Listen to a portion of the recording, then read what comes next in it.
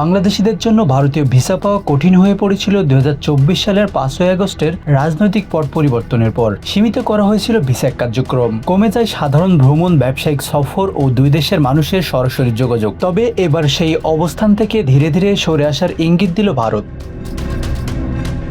বাংলাদেশে ভিসা কার্যক্রম পর্যায়ক্রমে স্বাভাবিক করার সুপারিশ করেছে ভারতের সংসদের পররাষ্ট্র বিষয়ক স্থায়ী কমিটি। কমিটির মতে, দীর্ঘদিন ভিসা প্রক্রিয়া সীমিত থাকা এবং নিরাপত্তাজনিত কারণে দুই দেশের জনগণের যোগাযোগ ও পারস্পরিক সম্পর্কের উপর নেতিবাচক প্রভাব ফেলতে পারে। ভারত বাংলাদেশ সম্পর্কের ভবিষ্যৎ শীর্ষক প্রতিবেদনের সুপারিশ বাস্তবায়ন নিয়ে ভারত সরকারের দেওয়া জবাবে উঠে এসেছে এই তথ্য।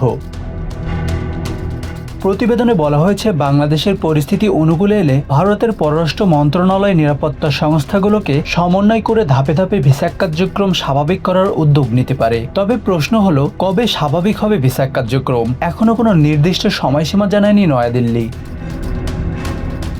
ভারতের পররাষ্ট্র মন্ত্রণালয়ের তথ্য অনুযায়ী বাংলাদেশে থাকা 5টি ভিসা কেন্দ্র থেকে বর্তমানে প্রতিদিন 1500 ভিসা দেওয়া হচ্ছে। এর মধ্যে 80% চিকিৎসার উদ্দেশ্যে আবেদন করা ভিসা, অর্থাৎ সাধারণ পর্যটন, ব্যবসা ও অন্যান্য কাজে ভিসার সুযোগ এখনও সীমিত।